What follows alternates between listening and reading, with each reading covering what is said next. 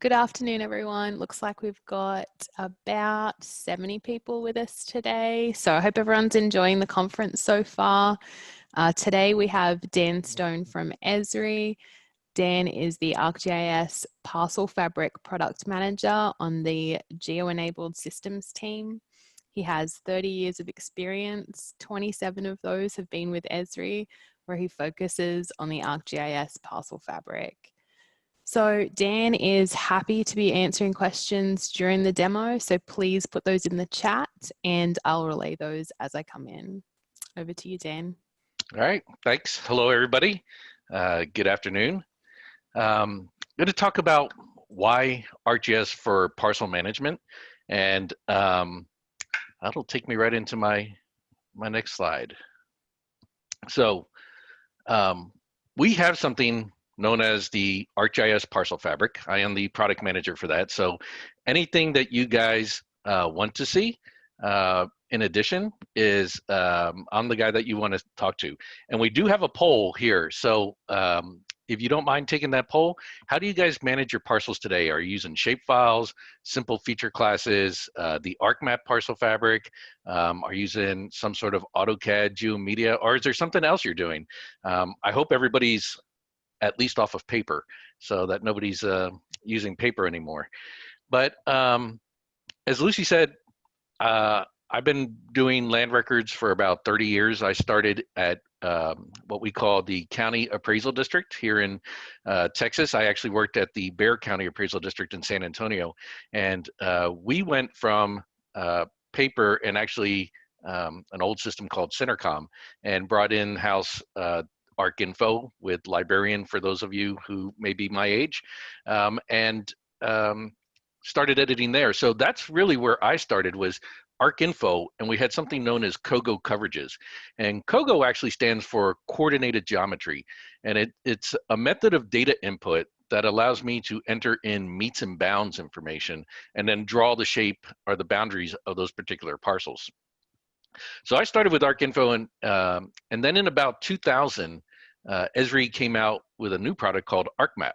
And ArcMap was our desktop product, and that's what you use to actually edit parcels. And we came out with, I think it was version 8.3, with what we call a geodatabase topology. And for those that don't know, a topology is rules that say certain things have to be related to each other. So if I have a parcel boundary that represents a polygon, those boundary lines must be covered by lines that represent the boundaries. If I have a line, at the end of those lines, I want points, and at each one of those points need to be at the end of the line. So the topology rules helped people maintain and manage their parcels. Then in about 2010, we came out with the ArcMap parcel fabric. And this was a new way of actually maintaining land records. It all began with what we called a plan. And what that plan was the transaction or the legal thing that caused that parcel to split or caused that parcel to be merged together. So the plan, we wanted to record like the instrument number, maybe who the surveyor was, the survey date, that type of information. And then we created parcels, and those parcels were all related to the plan. And it had special ways of editing parcels. There was this whole concept of join and unjoin. And so we've taken the good and the bad from all these previous releases, and we've actually put them into what we call now the ArcGIS Parcel Fabric. And that is edited using ArcGIS Pro. So what I'm going to show you guys today is ArcGIS Pro and the ArcGIS Parcel Fabric. So with that, I think we can end the polling. I don't know if that's me. And if you want, we can share the results as well. Can everybody see those? I'm not sure if everybody's seen the results. So it looks like the majority of everybody is using Esri simple feature classes. We have a few ArcMap parcel fabric, and we have some that are also using shapefiles. So with that, let me jump into showing you guys maybe why you would want to start using the Esri or the ArcGIS Parcel Fabric. So I'm going to start here. This is a map of Sheboygan, Wisconsin, and it's on the western shores of Lake Michigan. And they are using the Parcel Fabric to maintain their land records. And so I'm going to just start off with something very simple. I'm going to do a merge, something that's very common. I have two pieces of property. I need to merge them together. So I'm going to click my merge key. And this is ArcGIS Pro, by the way. I'm going to click my merge tool here, and I'm going to select the two parcels that I want to merge. And I get a dialog over here, and it's asking me to enter some information. So I'm going to say the new account number is going to be 5928-100716. So that's my new account number, and I'm just going to hit merge. So something really simple. Happened really quick, so there's not a whole lot to do. This is probably the simplest edit that anybody does, but there's a whole lot of things that happen behind the scene. So if we take a look at our map document here, you notice that I have this little box up here. It has a R number in it, and it says R1883717. Well, that represents the document that actually describes what we're doing here. So we're combining lots 6 and 7, block 4 of the Corset and Mulliman subdivision. And I know you guys are North Carolina, so you're not a PLSS state, but this actually describes a PLSS legal description where it's saying it's the northeast quarter of the southeast quarter of section 14, township and range, so on and so forth. And then it also has the volume and the pages where this was all recorded. So what we're really wanting to do is generate a system of record. So if I come up here and I take a look at actually what I actually did here, you can see that just like in the legal description, I have lots 6 and 7 of the Corset and Mulliman subdivision, and then it's the southeast quarter, the northeast quarter, section 14, township and range. So no matter how you guys describe your properties, whether it be subdivision, block, lot, we can model that. That's easy to model. And like I said, we're trying to create here a system of record. So being a system of record, I have up here this, and I apologize, my mouse gets sensitive sometimes, so you might see that zoom in and zoom out. I have this record up here, and if I actually turn on my Parcel Fabric records, you can actually see that I actually create geometry out of that transaction. So here is that particular record, and you can see that it was a merge, and its recordation date was 10/9/2019. And so if I was to also merge this parcel into this, it would automatically regenerate that record shape to include all the parcels that belong to that particular transaction or that record. In addition to having that record that backs up the legal side of this, I also get history. So just as a result of doing that merge, the Parcel Fabric is smart enough to know I have a record present, which means I need to create the history of the two parcels that were there before. So by me selecting these two parcels and merging them together, the Fabric said, there's a record present, let's go ahead and make those two parcels historic, and now we will have our new active parcel. In addition to the records, let me see if I'm gonna get my historic. I don't think I have my historical one selected here. We are keeping track of parcel lineage. So not only am I saying I know that there is a history that was created as a result of this merge, but I also know the record that created it, and I know the record that retired it. And in future releases, we're going to actually have a graphical interface that I'll be able to click on a child parcel and see the parents it came from, or click on the parent parcel and see the children that derived from that.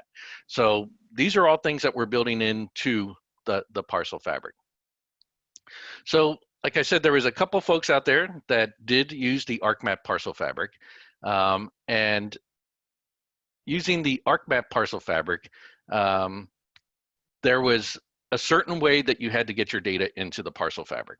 And if you remember in my second slide there, I said we took the good and the bad from everything and brought it up. So one of the things that we found that was very challenging in the ArcMap parcel fabric was actually getting your data into it. You had to have both polygon and line feature classes, and you had to have 6 topology rules, and you couldn't have any topology errors, which meant that you had to do a lot of data cleanup before you could even go into the parcel fabric and start using that technology. So I'm going to demonstrate how you could actually get into the ArcGIS parcel fabric very easily. So here I have some data that are parcels, but they're not in a parcel fabric. They're just polygons, again, from Sheboygan. So if I turn these off, you can see I have pretty much a blank slate here. I do have my parcel fabric in here, but I don't have any data in the fabric itself right now. Now, with ArcGIS Pro, we have something. We do have one question that's just Sure. come through from Richard Elkins. He's asking, will that also support multi-feature to multi-feature parcel reconfigurations, or will they first have to be combined into one before redivision? So what was the multi-feature to multi-feature? Is that being multi-part? Is that what he's asking? Any updates there, Richard? It says multi-feature to multi-feature parcel reconfigurations. We might just hold on that one until we get some clarification. Yes. If that meant I was splitting out and combining something like that, a split combo is what I would call that. So maybe these two are being combined, but then split in a different configuration. Yes, it keeps track of history that way as well. Great. Thank you. So I hope that answers the question. If not, I think it did. I'll have to get more detail on that. But going back to this, in ArcGIS Pro, there is something known as tasks. And inside of tasks, we are providing tasks for the parcel fabric. Now, one of the things about the ArcMap parcel fabric, it had tasks, but the first question everybody asked me was, can those be modified? And the answer I always had to give was no. Well, I'm happy to say that we are providing tasks with the parcel fabric again, but this time you can modify, you can create your own, you can customize, you can do whatever you want to do with these particular tasks. So there's 2 types of tasks, or 2 categories of tasks. There's administration, and then there's editing. So here I'm actually showing you the tasks that are for administration. And if you're in the ArcMap parcel fabric, we made it very simple to get into the Pro parcel fabric just by doing an upgrade. There's an upgrade script, and it takes 3 parameters. It's that simple. But if you're not using ArcMap parcel fabric and you're one of the ones editing shape files or even AutoCAD files out there, one of the ways you could do it is you could create your schema. So there's one to set up the information model. And if we take a look at this task,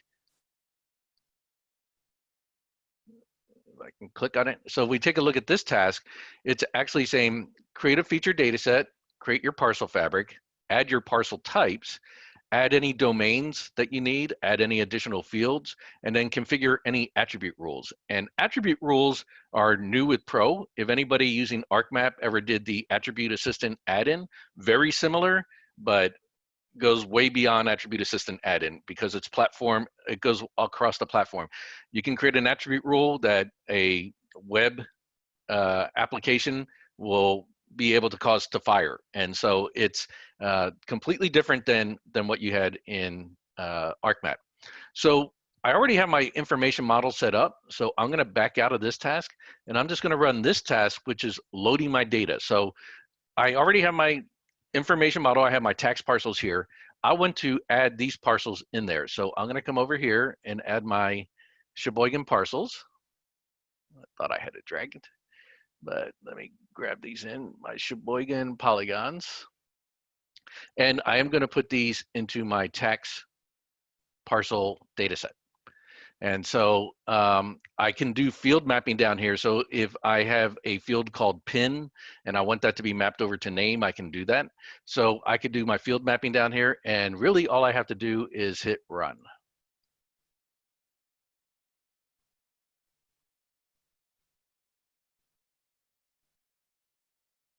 Okay, so my tool executed. And now I can go to my next step. And you can see that it executed because now I'm getting a different labeling option, and that's coming by default from my parcel fabric. So the next thing I'm going to do, let me go ahead and just save my edits here, is I'm going to enable the parcel topology. So there's another tool that I run, and I'm going to say run and enable the parcel topology.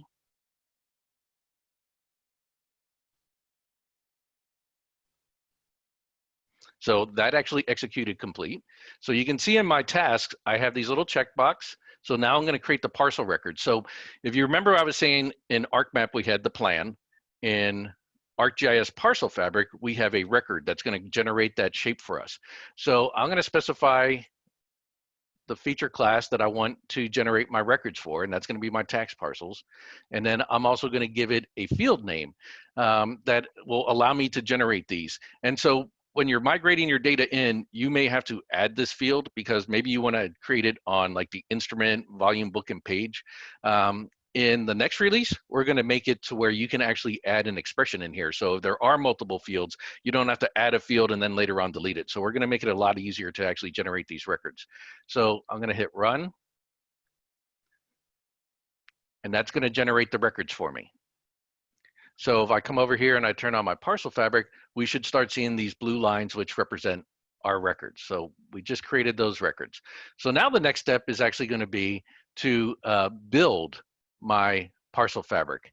And what this is going to do is what the build process does is if I only have polygons, it's going to generate the lines for me because we still want to be able to have lines and polygons together. The lines are going to record the meet and bounds information, and then the polygons are going to record the value information, the PIN number, that type of information associated to the area. So I'm going to build my parcels, and that's going to create any lines on parcels that don't have them, and it's also going to create points at the end of each one of those lines, which are really the glue that holds everything together. So I'm going to go ahead and hit finish here, and you should see lines and points pop up.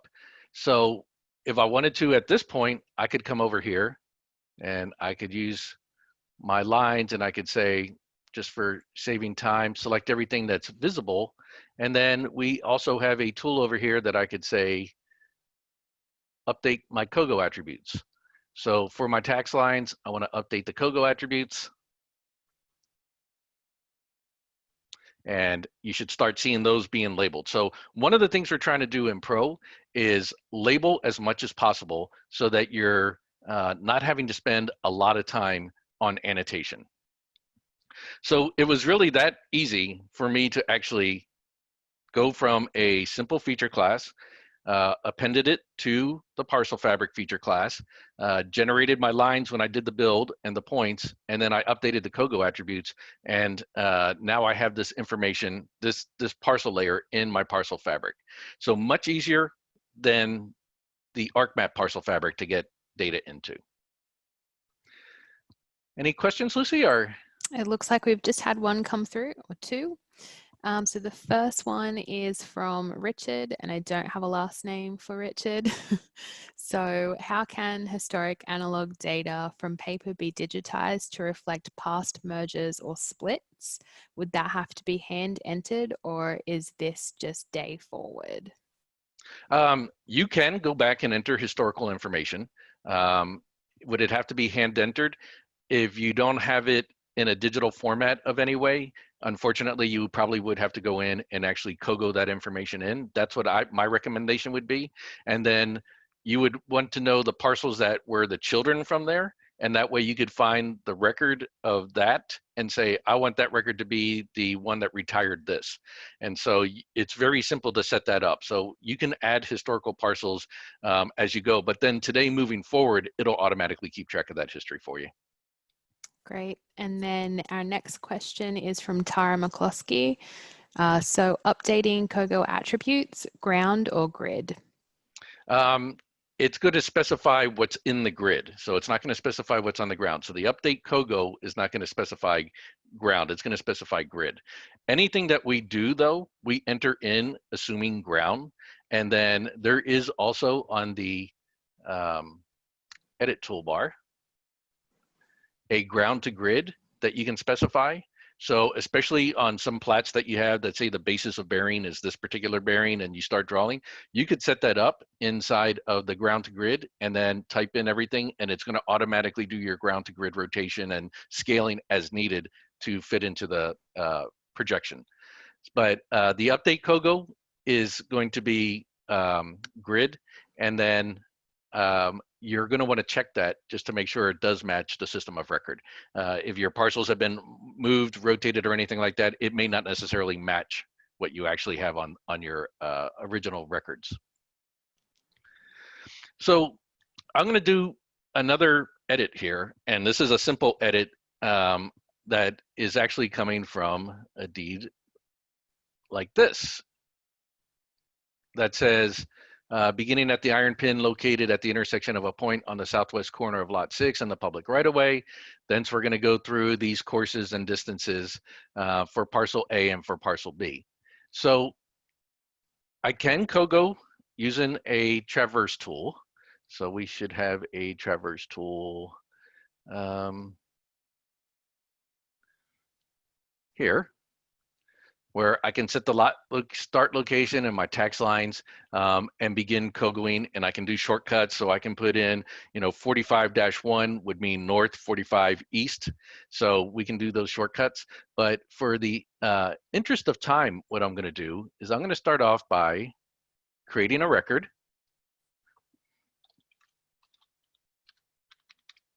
And I'm going to say a record type. So we just threw in this particular sample data different types of transactions.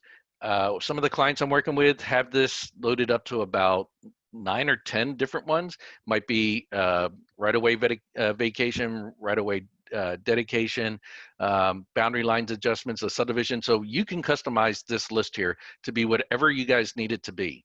I'm going to call this a split, and I'm going to say this happened on October 19, 2019, and I can also give it an accuracy. And I'll discuss accuracy later on in my presentation when we start talking about things known as least squares adjustment. So now that I have my record created here, now I can perform some edits. So I'm going to demonstrate two things. One, I could have just COGO'd this in. The second thing is I might be getting this from a CAD file. So if I come over here and I turn this guy on, you can see I have a CAD file, or this could have even been done using something like Deed Drafter, and it's a feature service. And I just want to copy these lines in and bring them into my fabric.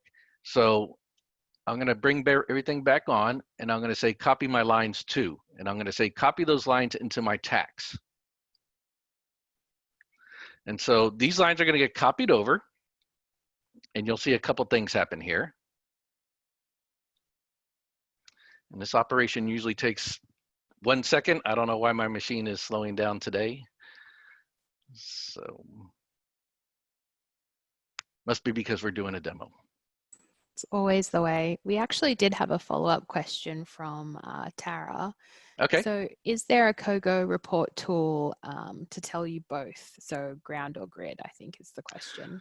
So that is something that we are working on for the next release, is having a COGO report tool. It's actually going to show you what you entered in, if it had to be adjusted to close. So there's traverse adjustment methods of compass, Crandall, and compass, Crandall, and I can't remember the other one. There's another one that's out there, but there's 3 different traverse rules, but it'll show you what was there at the beginning, what you entered in, and how it was adjusted based on one of those traverse adjustments to make it close. And then it'll give you the residuals after that as well. So you'll see that very much like the original COGO tool in ArcMap. So I got those lines copied in, and there's a couple things happening here. So for one, if you notice, I do have an active record. These lines are associated to that active record. And on my records little section up here in my parcel tab, I can say show only active records. So all the other parcels are there, but I'm only working with this one, so I don't need to worry about those other parcels. So I want to just work almost as I'm isolated with just that one parcel. The other thing is I got this blue circle that showed up in the middle. So when I copied the lines to, if I had Kogo'd this in, the next step I would have done is actually say create seeds. And what a seeds are from parcel seeds grow parcels. So the seeds is nothing more than a polygon representation. And especially if you're copying data in from like a CAD file, you'll be able to tell if there is an overshoot or an undershoot, because if you don't get a seed generated, then it's not creating a closed loop of lines. So I can tell that this all closed because I have a closed loop of lines. So now the next thing is to actually just say build. I want to build my active parcel.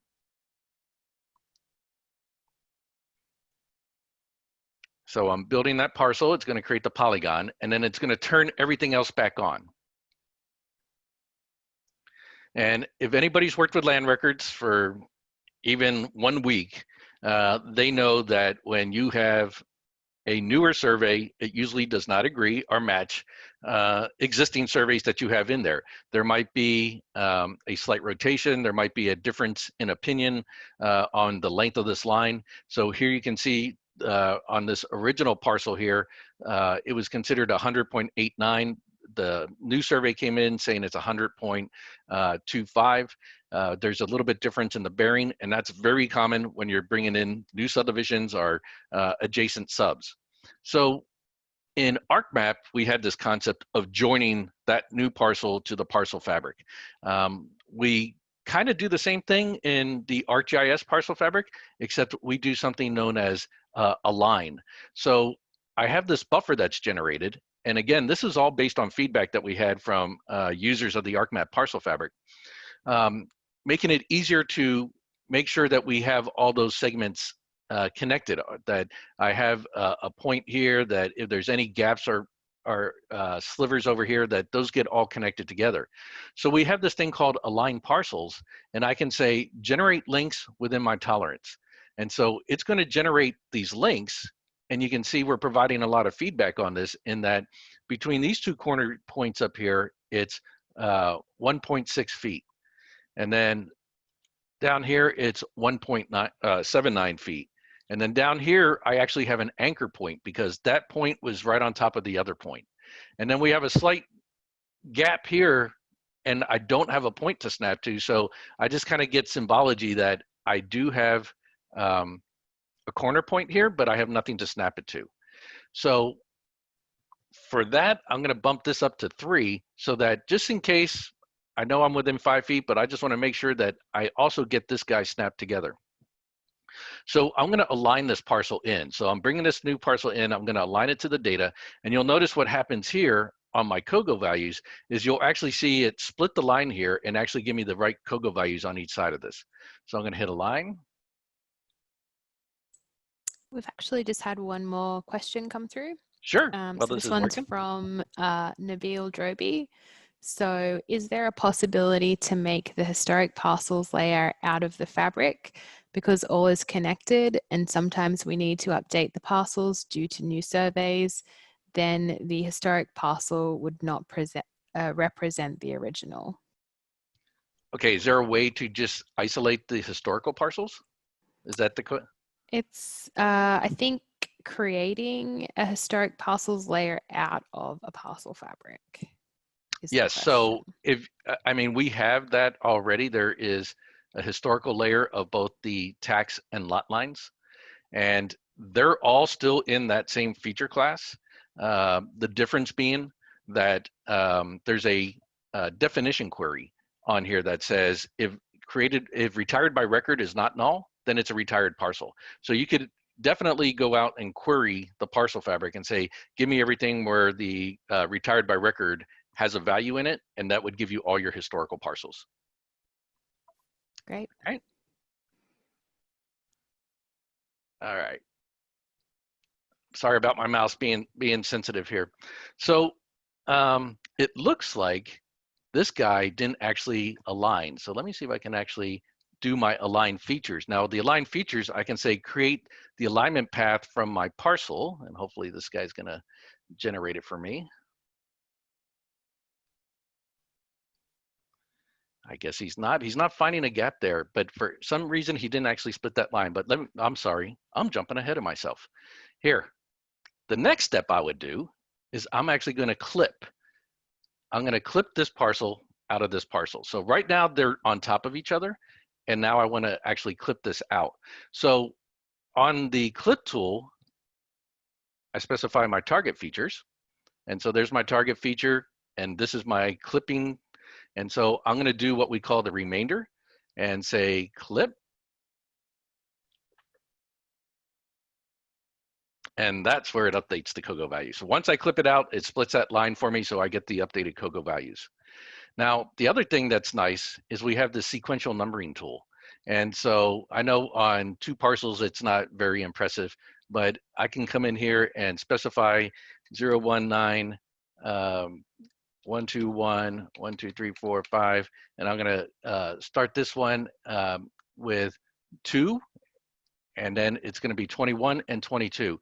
And so all I need to do here is double click like that, and I should see my new account numbers pop up there, 21 and 22. Now this sequential numbering tool, I can use against any of the feature classes that I have in my map document. So it doesn't have to be just tax parcels, it could be my lots. And it also works against multiple fields, which the ArcMap one did not do. And so on these multiple fields, if you have like an address, you could also go down and update the addresses for your particular lots or your parcels. And it also does work against points. So this is a really valuable tool out there. So along with that, you can see that I've had my record generated for this parcel. And then you can also see that I did get my historics generated on this as well. So that's one of the things about the parcel fabric, is that it's keeping track of that history. It's keeping track of the lines that have been retired. And we're also keeping track of that lineage that says this was retired by this particular record. So things that when I worked at the appraisal district in Texas, I coded as a developer. All right, I'm going to jump over to another, I know these are just exciting edits that I'm doing here, but I'm going to jump over to another area just to show you another type of edit that I would do. And this one, I'm just going to say that I'm going to divide this guy into multiple parcels here. And this will be a little bit more impressive on my sequential numbering tool. But this also gets you into seeing how we can take the data and make it as close to what the system of record actually is. And that's, like I said from the beginning, that's what we're actually trying to accomplish here, is generate something that you guys can use when you're needing to research splits, merges, and those types of things, that information is there available for you, and that you can feel that it is the authoritative source for doing this. So again, I'm going to create a new record here.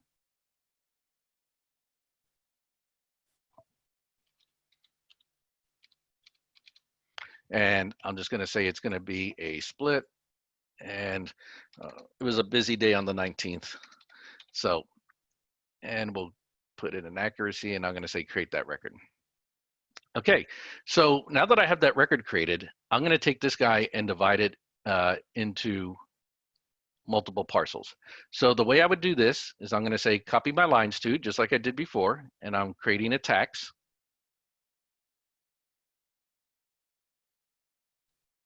And let me turn off my records out here. So you notice I got my lines, and you notice I have my seed. There we go. And what I'm going to do is I'm going to split the boundaries on this side, split the boundaries on this side, and then connect the dots. It's pretty simple edit.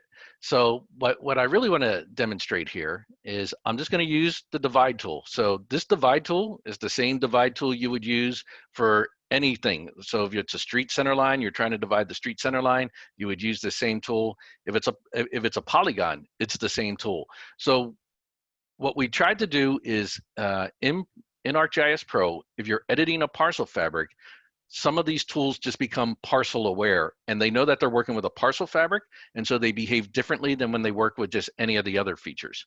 So I'm going to come over here, and I'm going to select this line segment right here, and you can see that I have the divide. It's showing me the line that I have, it's showing me the method. Do I want to split this by distance? Do I want to split it into equal parts? Or do I want to split it by percentage? The direction from the start of the line or from the end of the line? And then what values do I want to do? Do I want to just give it a single value? Do I want to give it equal distances? Or do I want to give it varying distances? For this one, I'm going to specify equal distances. I'm going to say I want to divide it into 45 lots 6 times. So if we take a look at this, we can see that I got 1, 2, 3, 4, 5, 6. Then you kind of see like a double arrowhead down here, and you can see that the sum of the line is 273.89.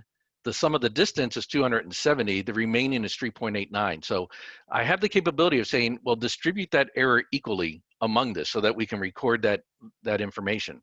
So I'm going to go ahead and do that. So now you can see that I have 6 divisions here, and I'm going to say divide.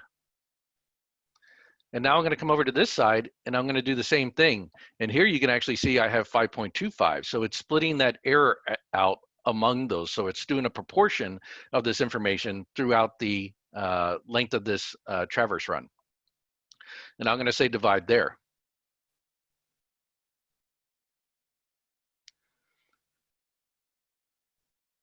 So now we have divided on both sides. And so really all I need to do now is come in and connect the dots here. And so I would do that by using my create. And I'm going to come in and I'm going to say, I am going to create parcel lines. And I can come over here. These are what we call editing templates. I can come over here and expand my editing template. And I can do a couple things. One, I can come over here and say, I just want to do 2-point lines. I don't want to continue. So if I had continue on, I would click, click, and then as I move, you would see the rubber banding. But I just want to come over here. And then the other thing I can do is I can pre-populate these. So I was talking about being able to enter quadrant bearings with shortcuts. So this one is going to actually be 33-04-59, and it's going to the northeast. So I would specify 1. And you can see it formatted that correctly for me. And on this one, it's 118 feet. So now all I have to do is come in here and connect my dots. So I'm going to come over here.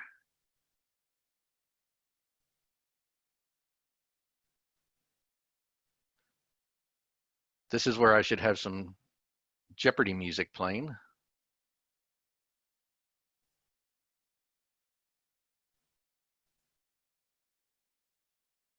All right, so I've connected the dots, and you notice that because I did pre-populate my attributes, my lines already have my Kogo attributes on there. So now my next step is create seeds. And even though this guy's right in the middle there, it's got to be the exact center. So this guy is going to fall into this polygon anyway. So I don't need to actually go in there and move this guy. He will understand. It's smart enough to know that he belongs to this particular parcel. So now I'm just going to build. So building those parcels.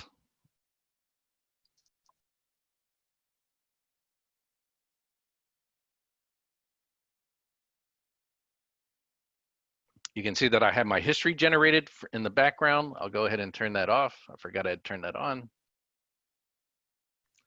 And now I would just use my sequential numbering tool again. And let's go ahead and change this one up a bit. It's going to be on my tax layer, my name field. And let's just change this to be 019205. And I'm just going to start at 1, and we'll make this 0. And then I could just. And so if I had the need and I had Kogo'd this whole block in, I could go, oops, sorry. I could go from here, from the bottom up to here, down over here, down this way, across the street, up and over. So I could really use the sequential numbering tool to update a lot of parcels all at the same time. All right. Any questions, Lucy? Are we good? I think right now we're good. Okay. So I'll talk about this in my slide presentation towards the end. There's 2 deployment options. One deployment option is a file geodatabase, and that would be where I am a single editor in the organization. I need to maintain parcels using the parcel fabric, but I'm the only one that does the edits, so I could get away with just using a file geodatabase. The other option is you want to store this information in an enterprise geodatabase. And in that enterprise geodatabase, I want to allow multiple people to edit and have access. So we've really transformed the way we do things with the parcel fabric. The way you would go about doing this in a multi-user editing environment is you would actually load your parcels into an enterprise geodatabase, and then you would publish that as a feature service. And when you publish that as a feature service, then you would bring that into your map document. So here is another map document I have out here. And in this map document, if I take a look at where the data is coming from, here's my project. You'll notice I have a database in here, but it really doesn't have any of my parcels in there. And I don't have any other database in this project. This is actually coming from my portal. So I connect to my portal, and you can see I have a feature service out there. And if I hover over these, you can see that it's actually a URL to my service. So I'm no longer doing a connect to the database and creating the version to edit my data. I'm connecting to the web service or the feature service, and I'm going to perform edits that way. So what does that mean? Do I lose my versioning capabilities? Well, no. So we came out with a new method of versioning known as branch versioning, and that's what supports versioning for your web services. And so here you can actually see I have a version in my map. If I go to my data source, you can see I have a version in my map, and it's just called job 2345. And when I click here, you notice I get a new ribbon up here, or a new little tab called data source versioning. And this is where I can manage versions. I can create a new version. This is where I would reconcile. This is where I would post version changes, anything that I would do just like I was doing my regular edits, but I would create my version, do my work, reconcile, post, and then post my version. The difference is when I do this, since it's a feature service, any of the apps that I have that are hitting against this feature service will immediately be updated. So for those that are in the ArcMap parcel fabric, you know that you have to run a script every night that actually exports out the parcel fabric into simple feature classes that you can publish. Well, that process can go away when you move to Pro. You can have actual dashboards and tax parcel viewers actually hitting these services directly. So I'm in a version here. This would act just like anything else. I would come in here, I would create a record. And here on this data set, you can see that I do have a couple other attributes on here. So the records feature class is completely configurable to capture anything that you would like to capture. So here you can see I have merge, split by meets and bounds, split by area, new subdivision, import from CAD. I can create different record types here.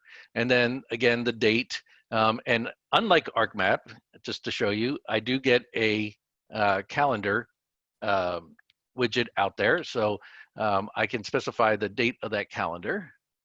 Again, the accuracy. I could put in here a description, the surveyor, the company, the survey date, anything that you guys want to maintain about that transaction. And so I'm just going to say create.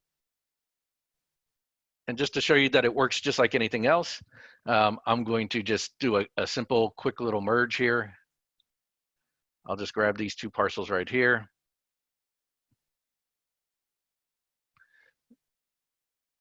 Not sure why it's slowing down, although I am running a lot of things on my little laptop here. Okay, I'll just give it a new parcel ID on this one, just so that we can see it. And then I'm gonna hit merge.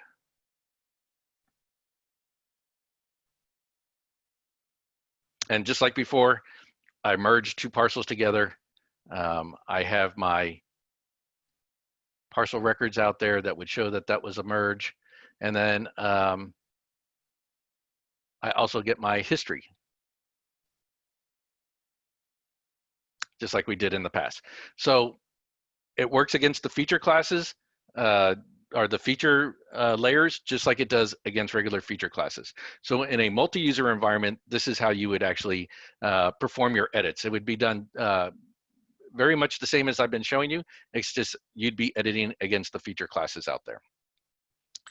So we've just had another question come through sure. before we move on to the next part. So Tara McCloskey is asking for updating parcels, for updating the parcel service live. What if your county holds back recently changed parcels as accessible until reappraised, which then becomes active and then is viewable? How would you handle that? So I would just put, so a lot of times what I think she's asking, I think these are known as preliminary parcels, or parcels that I've got the plat in, I want to put it in, but it has not been officially recorded yet. It may still need to go through Public Works and a couple different revisions, but I want to enter that in to see if, you know, what the addresses are going to be and things like that, maybe get the account numbers ahead of time. I think that's what she's asking. You could put a flag out there and just say, okay, these are preliminary parcels, or you could store them in their own parcel type. And then on the parcel ribbon itself, let me pull the one back up. You could duplicate those parcels into active parcels. So if they're preliminary, you could duplicate them into active, or you could actually just change the parcel type from preliminary to active, and then it wouldn't be copying them or anything like that. So there's two ways you could work around that workflow. So Tara's just said that they are legal parcels. It's just tax doesn't want them shown until they're reassessed. Okay, in that case, I would set up some sort of definition query that says these particular parcels are have not been assessed yet, and just hold them back from that feature service. Great. All right. Let me jump over here first, just to show you guys. So that being a feature service, and that's what I'm actually doing to edit, I could do a dashboard very much like this. And what this is doing is this is actually looking at the records that are part of the parcel fabric. And we can actually, we have a date on here. You notice that we have the recorded date. We have the surveyor here. We have the surveying company. And then how many parcels are actually associated to each one of these. And then down here, you can see we can break that up into a category here and show how many parcels were done in January of 2019. Well, I wouldn't say parcels, how many transactions. They could include multiple parcels in each one of these. But here's 25, 21. And then up here, I can go back by date and actually start seeing how many transactions came in per month. And this is just something that you might want to have for your chief appraiser, so that they can get an idea of what's actually happening within the county. So I can pick on one of these guys, just to give you an example. There's one that I like to pick on that has 3 parcels in it. It'll zoom me to it. And if you take a look over here, I have a couple different layers. So I'll turn this off. So there's my record. So that's the record that actually caused the transaction to occur. Here's my historical parcel, and then here's my new tax parcels out there. So I can actually do an identify on this guy and see that here's my parcel number, here's the legal document that caused that transaction to occur, the date it was recorded, the acres, and I can actually go through and see what the historical record was, and then also what the actual current record is. But more than that, you can get kind of creative.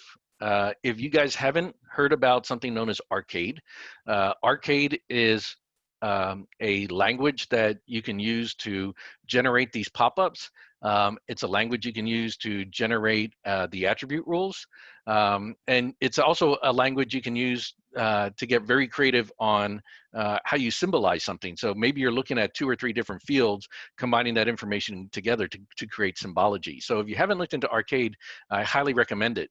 So what we did in Arcade is we actually took the name of the parcel right here, and we appended it to the URL to the county's records department are to the CAMA system. So if I come over here and I take a look at this, just by clicking on it, you can see there's the account number. I took this string in here using Arcade and appended the attribute coming from that parcel, and it jumps me right to this record. And this is live. This is their actual treasure site in Sheboygan County. This is their actual data. This is not a demo here. This is where we set this up to where it works. So it's really that simple to do this with y'all's own data, where you'd be able to get to your either a recorder site or into the CAMA system.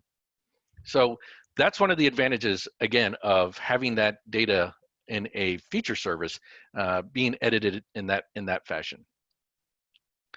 Okay, so I'm going to show you something that's new at 2.6. At 2.6, we added the capabilities of performing what we call a least squares adjustment. And I'll describe what a least squares adjustment is in my slides. But basically, it is a technique. It's not new. It's been around since the 1800s, actually. But the math that's involved behind the scenes is pretty complex. And so not until the advent of computers did people actually start using least squares adjustment. And so what it is we're taking all the measurement data that we have for each one of these lines, and we're comparing it using what we call redundant measurement. So if you take a look here, at this point right here, I have a measurement going from this point to here, this point to here, from this point to here, and from this point to there. So each one of them might have a little bit varying difference of the bearings, and it might have a little bit varying in the distances. But what we want to do is we want to be able to find the statistically best location of those particular points. And so I can run what we call a least squares adjustment. And this is, again, new to ArcGIS Pro 2.6. So the first thing I'm going to do is I'm going to go over here to my lots, and I'm going to go to my lot lines, because I'm looking at the measurements of those lot lines. And I'm going to say, I want to select everything that's in there. So I have all my selected lines. So the next thing I'm going to do is I'm going to do an analyze parcel by least squares adjustment. And so what's really nice about this is, one, we made it very simple. If anybody has ever used the least squares adjustment in ArcMap, you almost have to go back to college and take a couple courses to understand what's actually happening in there. We tried to take away all that complexity. The other thing with ArcMap, no matter what, it always failed for me the first time, which was almost kind of the workflow. You wanted it to fail so you could see the results that were coming back as far as how things were going to be moving, so that you could then put in the correct parameters. Well, we've taken all that out, and what we've done is made it simple to find where there are blunders or errors in your data. In ArcMap, you got a nice list of object IDs. And if anybody's ever looked at object IDs and tried to find the features associated to that, you'll know what I'm talking about. Here we're going to actually create a series of analysis layers. So I'm going to specify my parcel fabric, and then I have two types of analysis. One is a consistency check, and the other one is a weighted least squares adjustment. And the weighted least squares adjustment will use these control points out here to constrain movement of the parcels in the subdivision to those particular control points. But I'm going to just do a consistency check here, and I'm going to say, I'm going to leave it with the convergence tolerance of 0.05 meters, or 0.05 of a meter. What that tolerance is basically saying is, if it runs another iteration of the least squares adjustment, and it's not going to get any kind of better than 0.05 of a meter, then don't run it again. I'm done. And that's really the way you run the least squares adjustment. It iterates through its own data, figuring out a new solution, and then plugs it back in, the data back into the new solution. So here I'm going to run, and it's analyzing all the lines and the measurements that are on those lines. And now it just added these adjustment layers to my parcel fabric, or into my map.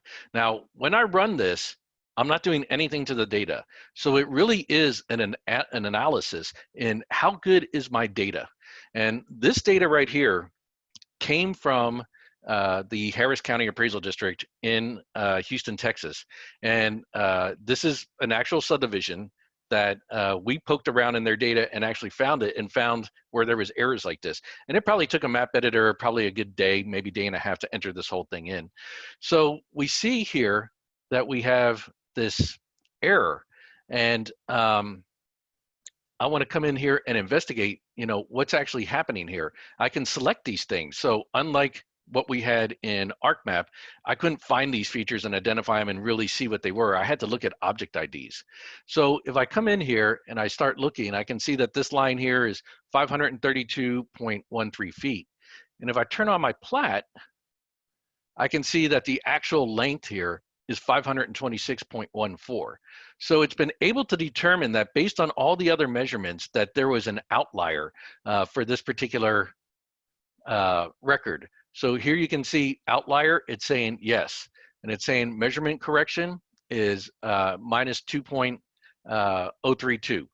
So there's a whole lot of other statistical information that's generated from this, but we're trying to make this as easy as possible and simple as possible. So this would be something where I would want to correct this error first, rerun my least squares adjustment, and see what I actually get. So for this one, I'm going to go ahead and select that line, and it's this line right here. So if I update that value to be 526.14 and hit return, hit apply. Now let me go back out. I'll clear that again, come back to my geoprocessing tool, and I'm going to go ahead and run it again. And that error should go away. So the workflow here is that you want to run this, find your biggest blunder first, correct that blunder, and then move on to fix the other ones. Oops, well that one, I must not have hit the right line on that one because I got a bigger blunder here, but I did get some other blunders taken care of over here on the side.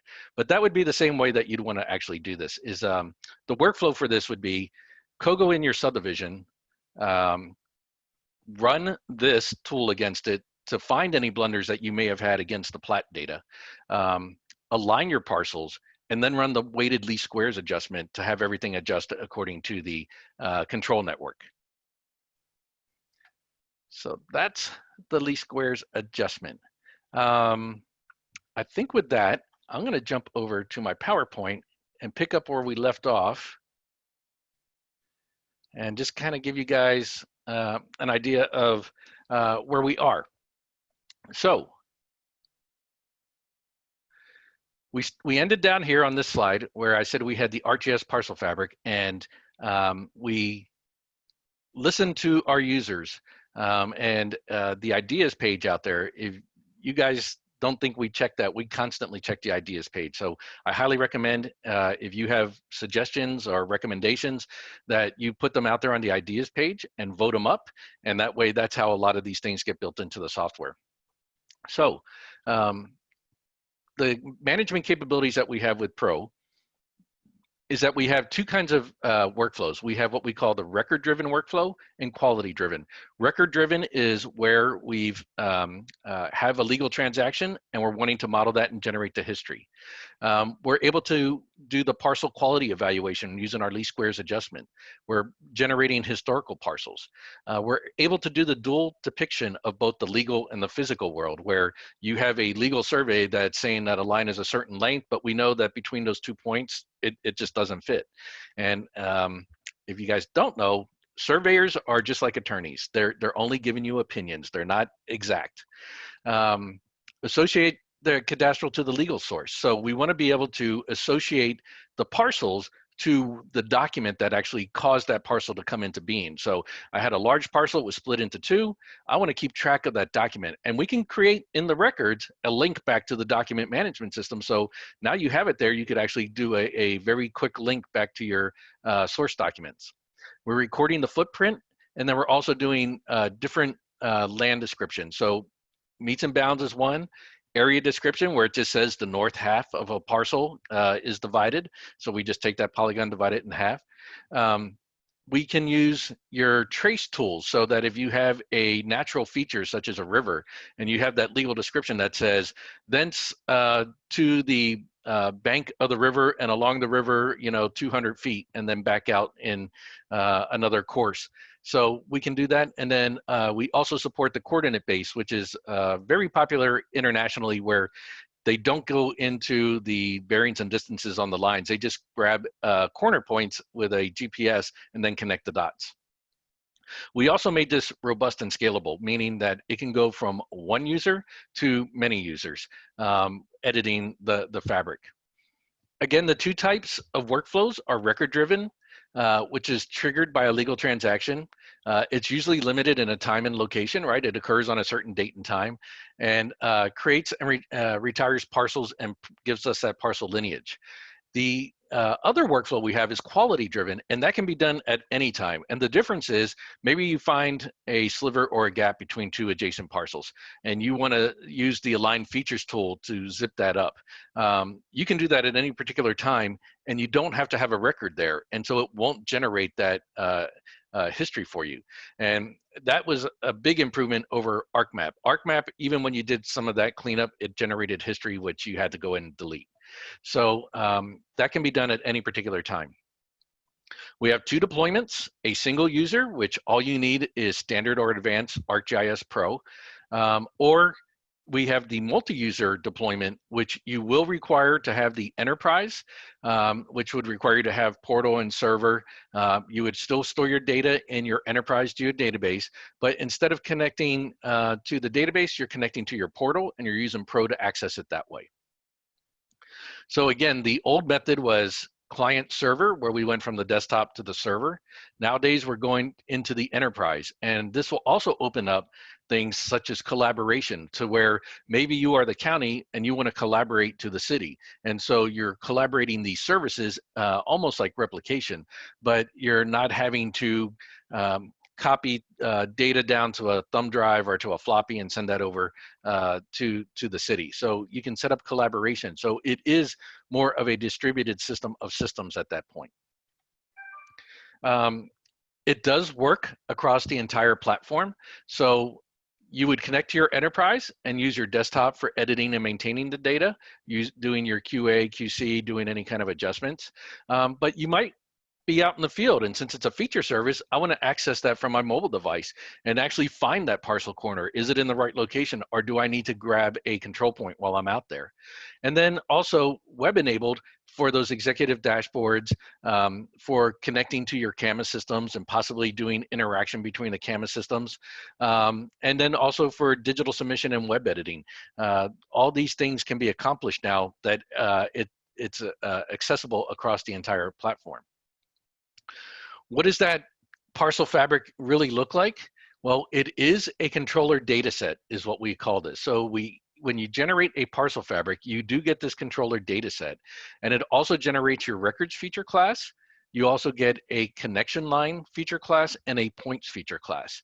The connection lines are for those surveys that say beginning at the intersection of Main and 5th, then it's going up so many feet, and distance and over to the true point of beginning, and then you draw in that parcel.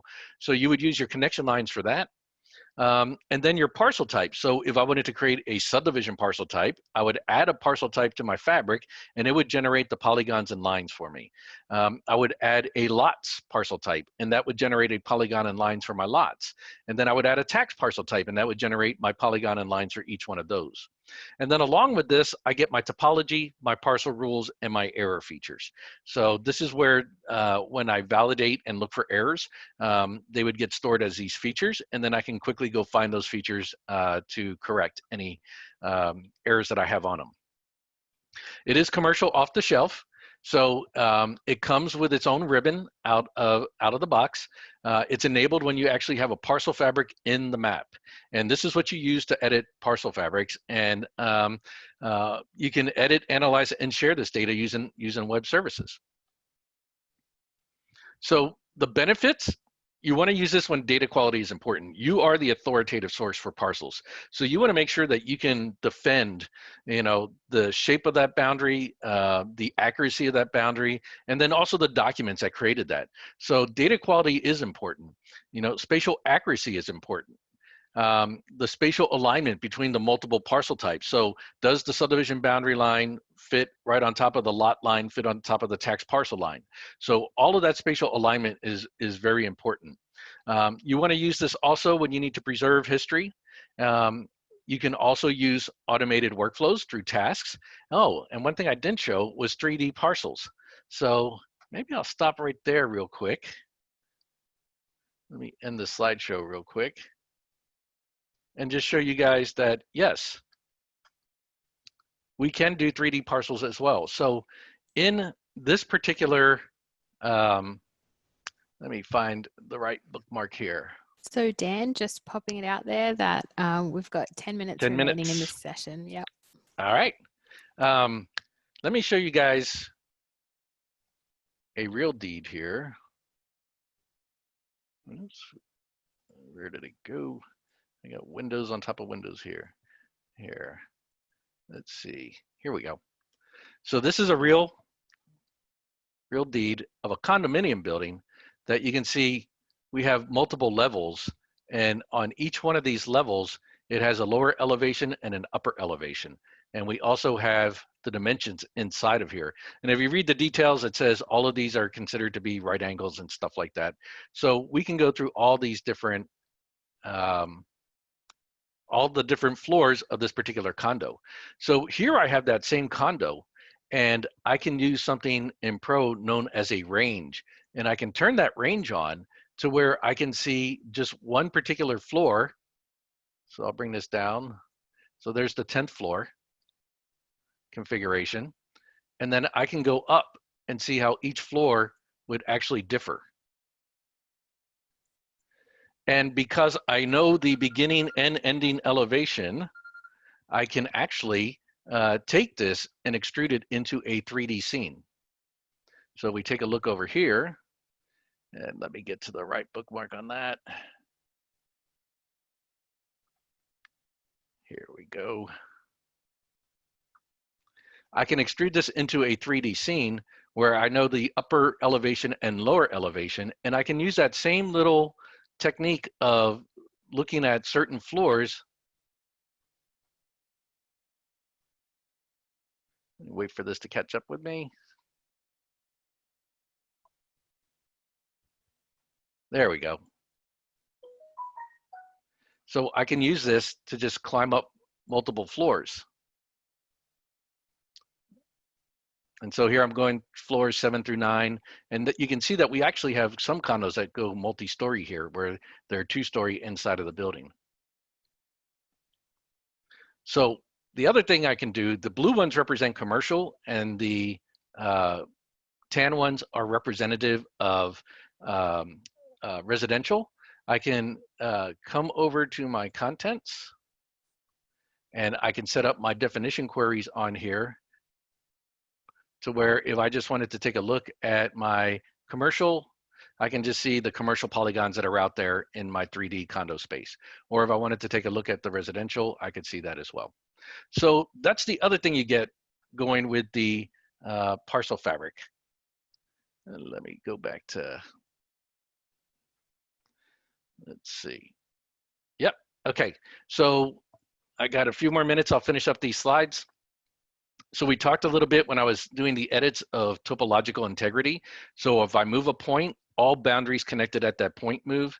If I move a line, all boundaries connected at that line move. And if I move a polygon, all the boundaries of that polygon move as well. Now I'm kind of rushing through these last couple slides here. Historical parcels, we get the historical parcels. I'm gonna just go ahead and hit next on this. We get our parcel lineage, so that if I select on one of these parcels, here you can see the retired by record, and that's the actual ID of the record that actually caused these to be retired. And because it is a system of record, we want to keep track of all the records and parcels that belong to a certain subdivision.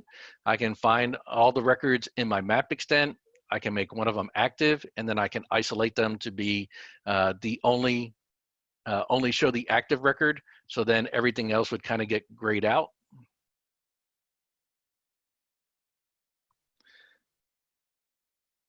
And then the built-in workflows. I kind of showed you this as far as being able to create your own or use what we provide out of the box. And then vertical alignment. If a subdivision and a lot and a tax parcel all share that same corner and I move it, all of them will move. So you don't get things out of alignment where I've moved the lot, now it doesn't match the tax parcel, doesn't match the subdivision boundary. So when I'm working with the vertical alignment, when I move one corner point, it moves for everything. So I'm going to jump real quickly into the least squares adjustment, give you a high level overview of what this is. So it estimates the statistical best fit solution for a point coordinate in a measurement network. So if I know at 0.5 here, SP5, that from D to SP5 and C to SP5 and B and A, I know that I have these XY coordinates and I assign a weight. Well, that's really what's happening over here. I have different measurements all coming into a same point, but I want to assign a weight. So now that I assign that weight, I actually get different values for the location. So if I feel that one line is more accurate than the other lines, I want that line to kind of be held fixed and have lines that are less accurate move to it. And that's really what's happening in the least squares adjustment.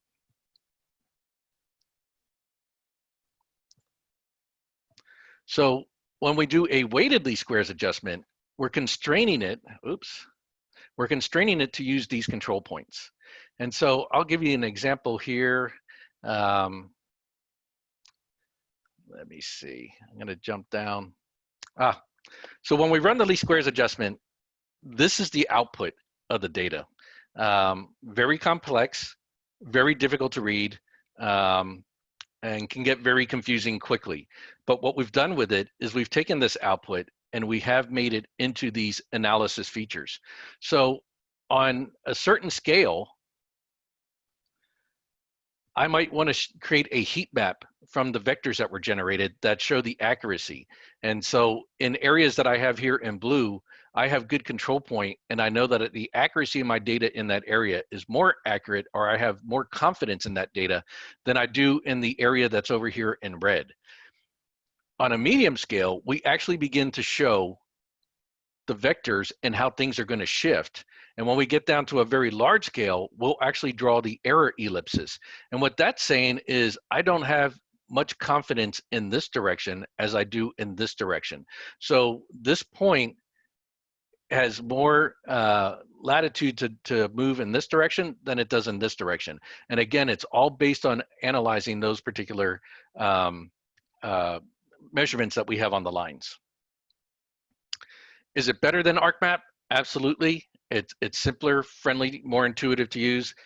It supports the free network adjustment as well as the weighted least squares adjustment, and it has a lot of growth potential.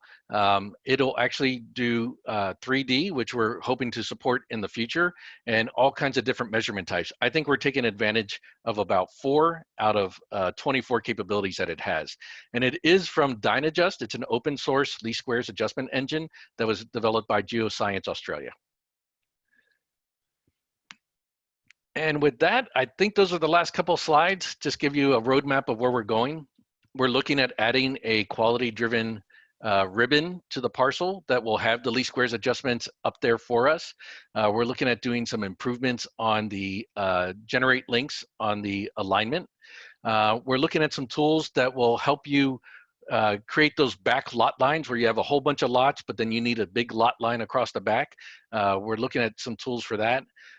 We're looking to ship default attribute rules. So maybe you have something that says my PIN number has to be formatted a certain way, has to be a certain amount of characters. The first couple need to come from some other overlay in a system grid or something like that. We're going to be shipping default attribute rules. true mid-type bearings, really a PLSS thing. We're also adding .NET SDK support. We're looking at also adding a select parcel features tool, and then we're also looking at adding some improvements for the records heads-up display. And then further on down the line, we'll have that depiction for the parcel lineage, digital submission, more enhancements to the least squares adjustment, and then long-term, when I say 3D cadastre, we're starting to see some RFPs come out now where it's not just extruding data based on what we did, but actually creating true volumetric shapes for your parcels. So all this is further down the road and coming. So with that, Lucy, I think right on the dot. Yeah, excellent timing. Thank you for that presentation, Dan. That was great. I think we have one more poll. Would it be possible to launch that poll? There you go. For all of y'all still on, the question is, when do you plan on using the ArcGIS Parcel Fabric? In the next 6 months, within the next 12 months, 18 months, or you do not plan on implementing it? So I see quite a few that you're not going to plan on implementing it. Maybe we can change your mind. Sounds like a plan. So, Dan, what's the best way for people to get in touch with you? They can email me at dstone@esri.com. Great.